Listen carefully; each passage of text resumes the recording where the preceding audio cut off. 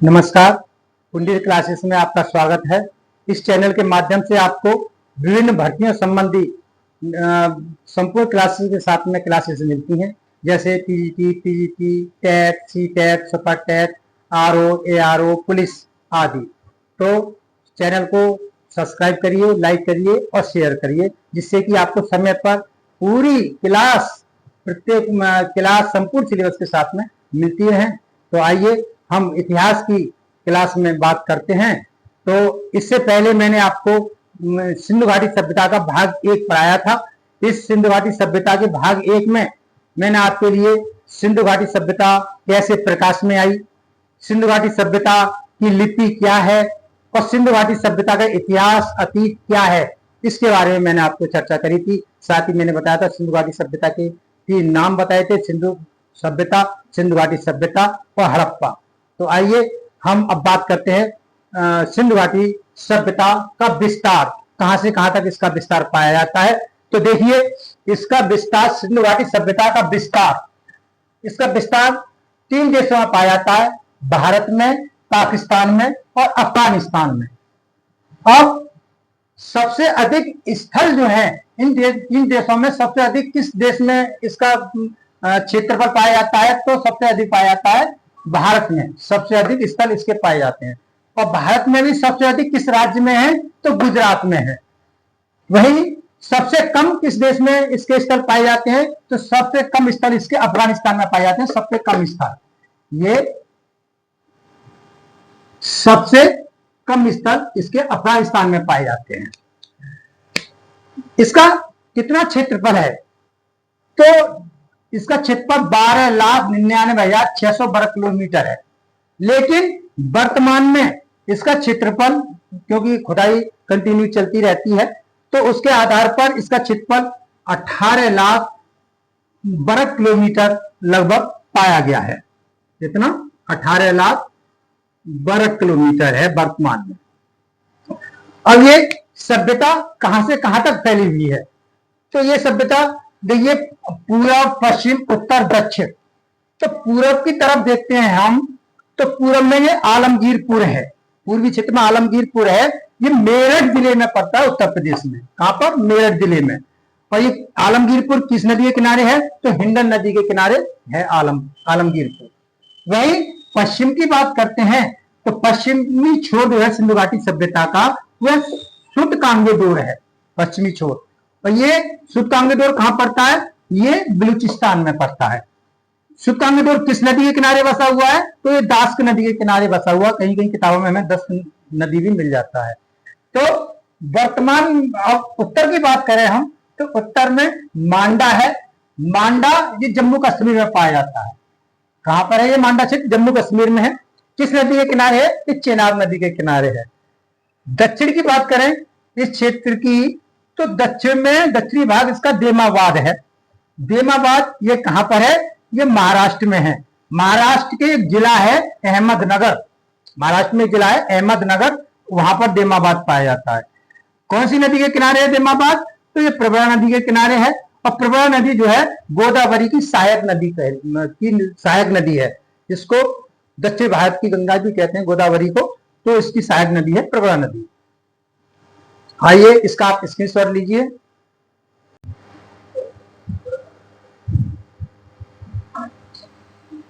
तो विस्तार में क्षेत्र, देश, राज्य या पुरास्थल, मतलब कभी कभी क्वेश्चन पूछ लिया जाता है कि कौन सा क्षेत्र किस राज्य में स्थित है। तो उसके लिए मैंने किस राज्य में कौन से स्थल हैं, वो मैंने आपको एक टेबल सी बना दी है। तो आइए देखते हैं कि कौन से राज्य में कौन से स्थल हैं। अफगानिस्तान में मुंडीगाग व सोरटुगोई है। नोट करके है ये कि यह दोनों स्थल संपूर्ण सिंधु सभ्यता के उत्तरतम बिंदु माने जाते हैं। मतलब अफगानिस्तान में जो 2 स्थान है, एक मुंडीगाग और सोरटुगोई, ये पूरी संपूर्ण सिंधु सभ्यता जो है उसके उत्तरतम बिंदु माने जाते हैं। मैंने अभी बताया था इसके बारे में, उत्तरी, पूर्व, पश्चिम, उत्तर, दक्षिण, तो उसके बारे में बताया था मैंने। वहीं दूसरा स्थान है बलूचिस्तान। अब बलूचिस्तान में कौन कौन से स्थान है, सिंधु घाटी सभ्यता के एक मेहरगढ़ है, राणा गुंडई है, सुतकांगेडोर है, सोतकाको है, बालाकोट है, क्वेटा घाटी है, पुल्ली भी कहते हैं इसको, डावरकोट। ये कहां पाए जाते हैं स्थान? ये बलूचिस्तान में पाए जाते हैं। वहीं सिंध प्रांत में अगर देखें पाकिस्तान में, तो सिंध प्रांत में पाकिस्तान में कौन कौन से स्थान है? एक अली मुराद है, एक मोहनजोदड़ो है, और एक आमरी है, एक कोटडीजी है, और एक चनहूदड़ो है। पंजाब प्रांत की बात करें हम, पाकिस्तान वाला पंजाब, तो इसमें एक रहमान डेरी है, एक जलीलपुर है, और एक हड़प्पा है, और डेरा इस्माइल है। तो इसका एक आप स्क्रीनशॉट लीजिए।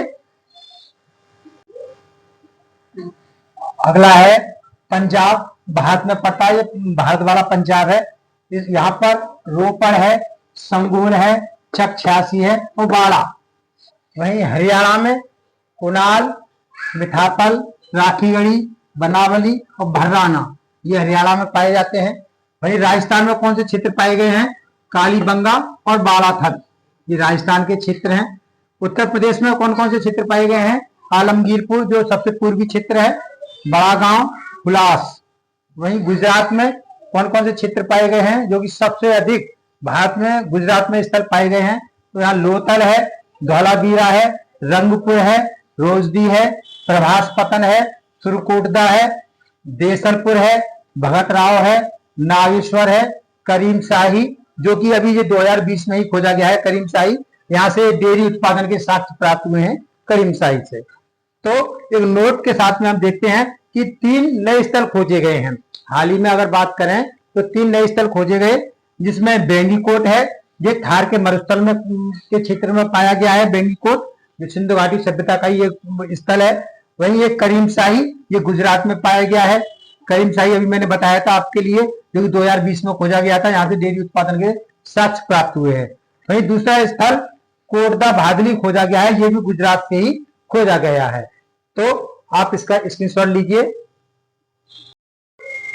तो सिंधु घाटी सभ्यता में पाई जाने वाली प्रजातियां, मतलब सैंधव निर्माता, कौन सी प्रजातियां थी जिन्होंने सिंधु घाटी सभ्यता का निर्माण किया? कौन कौन सी प्रजातियां पाई जाती हैं? तो यहाँ पर देखिए 4 प्रकार की प्रजातियां पाई जाती हैं। कितने प्रकार की प्रजाति? 4 प्रकार की प्रजातियों के साक्ष्य मिले हैं सिंधु घाटी सभ्यता में। पहली है प्रोटो ऑस्ट्रेलियाइड, दूसरी भूमध्य सागरीय, जिसको द्रविड़ कहते हैं। इसके भूमध्य सागरीय जो है ये बहुत ही इंपोर्टेंट है, यही सबसे ज्यादा यहाँ से क्वेश्चन पूछा गया है प्रजातियों में। भूमध्य सागरीय जिसको द्रविड़ कहते हैं, इसके सर्वाधिक साक्ष्य मिले हैं। सबसे अधिक साक्ष्य सिंधु घाटी सभ्यता में किस प्रजाति के पाए गए हैं? तो भूमध्य सागरीय प्रजाति के पाए गए हैं। और इसी को सैंधव सभ्यता का निर्माता भी माना जाता है। सैंधव सभ्यता का निर्माता कौन सी प्रजाति है? तो वह भूमध्य सागरीय प्रजाति। तीसरी है अल्पाइन, और चौथी मंगोलियन।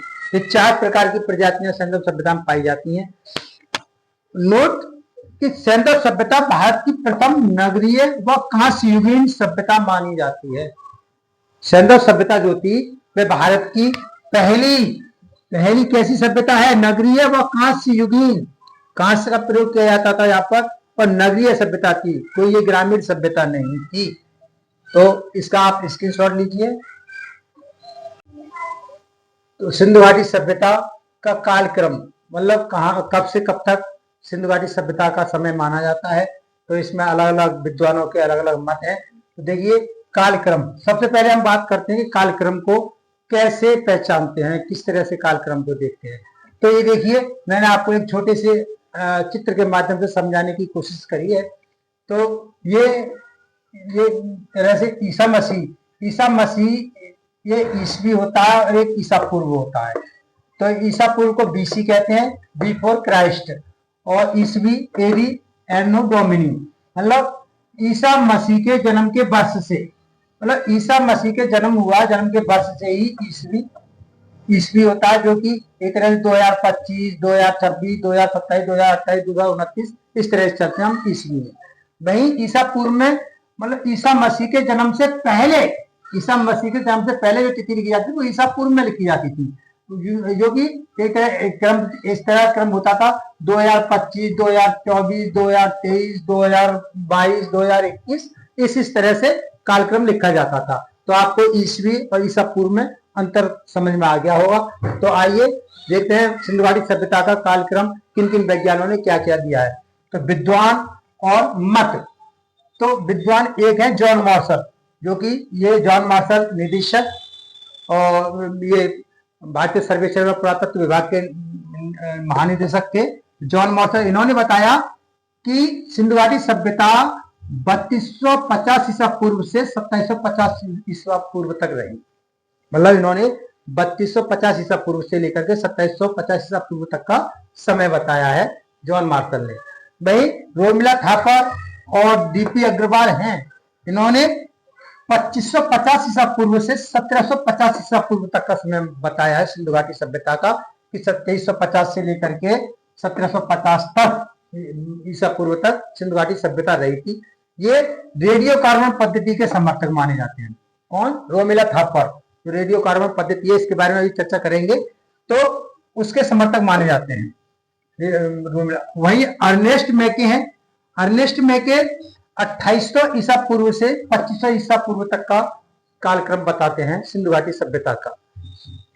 वही माधव स्वरूप वत्स हैं, और ये क्वेश्चन कई बार पूछा गया है कि माधव स्वरूप वत्स के अनुसार, देखिए क्वेश्चन देखिए वो सीधे सीधे कह रहा, माधव स्वरूप वत्स के अनुसार सिंधु घाटी सभ्यता का कालक्रम क्या है? तो 3500 ईसा पूर्व से 2700 ईसा पूर्व तक का समय बताया है माधव स्वरूप वत्स ने। भाई एनसीईआरटी की बात करते हैं, तो एनसीईआरटी ने सिंधु घाटी सभ्यता का समय 2500 ईसा पूर्व से लेकर के 1800 ईसा पूर्व तक का माना है। तो आप इसका स्क्रीनशॉट लीजिए। रेडियो कार्बन पद्धति मतलब C14 के अनुसार सिंधु घाटी सभ्यता का कालक्रम क्या है? तो 2350 ईसा पूर्व से 1800 ईसा पूर्व, और 2350 ईसा पूर्व से 1750 ईसा पूर्व तक का भी कहीं कहीं मिलता है किताबों में। कई किताबों में 2300 ईसा पूर्व से 1750 ईसा पूर्व का भी कालक्रम मिलता है। लेकिन सबसे प्रमाणिक मत जो माना जाता है वह 2350 ईसा पूर्व से 1800 ईसा पूर्व तक, 2350 ईसा पूर्व से 1750 ईसा पूर्व तक का सबसे प्रमाणिक मत माना जाता है सिंधु घाटी सभ्यता के कालक्रम का। तो कार्बन 14 के अनुसार 2350 ईसा पूर्व से 1800 ईसा पूर्व और 2350 ईसा पूर्व से 1750 ईसा पूर्व, ये सबसे प्रमाणिक मत माना जाता है कार्बन 14 के अनुसार। अब रेडियो कार्बन पद्धति, इसकी खोज किसने की? और खोज की बात आती है तो इस पद्धति खोज विलियम्स एफ लिब्बी ने इसकी खोज करी थी। विलियम्स एफ लिब्बी ने इस पद्धति की खोज की है। संसार की प्रत्येक वस्तु में कार्बन के 2 अणु पाए जाते हैं। संसार की प्रत्येक वस्तु, एकमात्र शीशा को छोड़कर संसार की प्रत्येक वस्तु में कार्बन के 2 अणु होते हैं, जिसमें एक C12 कार्बन 12 और कार्बन 14 C14, तो प्रत्येक वस्तु में पाए जाते हैं केवल शीशा को छोड़ करके। अब 5730 वर्ष बाद कार्बन 14 की मात्रा घटकर आधी रह जाती है। हम किसी वस्तु को, प्राचीन वस्तुओं को देखते हैं तो उसमें अब ये सजीव निर्जीव के अनुसार भी इसमें ह्रास होता है, वो आगे प्रक्रिया, काफी लंबी प्रक्रिया है। तो इसमें देखिए क्या है, 5730 वर्ष बाद C14 की मात्रा घटकर आधी रह जाती है। इसी आधार पर क्या है, जब ये C14 की मात्रा आधी घटते रहेगी कितने वर्ष बाद? 5730 वर्ष बाद। इसी के आधार पर अब C14 की मात्रा कितनी है कितनी नहीं है, जबकि हम लगाते हैं आधी रह जाती है तो कितने वर्ष लगते हैं? 5730 वर्ष। और जो कितनी रह गई है कार्बन 14 की मात्रा, उसके आधार पर हम प्राचीन वस्तुओं की आयु ज्ञात कर लेते हैं। इसके आधार पर हम प्राचीन वस्तुओं की आयु ज्ञात करते हैं। इस पद्धति के समर्थक हैं, रेडियो कार्बन पद्धति के समर्थक डीपी अग्रवाल व रोमिला थापर को माना जाता है। ये रेडियो कार्बन पद्धति के समर्थक हैं। ठीक है, तो आप इसका स्क्रीनशॉट लीजिए। तो आज के लिए इतना ही। नेक्स्ट क्लास में हम आपके लिए सिंधु घाटी सभ्यता के जो नगर हैं उन पे चर्चा करेंगे, जैसे हड़प्पा, मोहनजोदड़ो और अन्य प्रमुख प्रमुख नगरों पे चर्चा करेंगे। तो आप चैनल के लिए सब्सक्राइब करिए, लाइक करिए, शेयर करिए। धन्यवाद।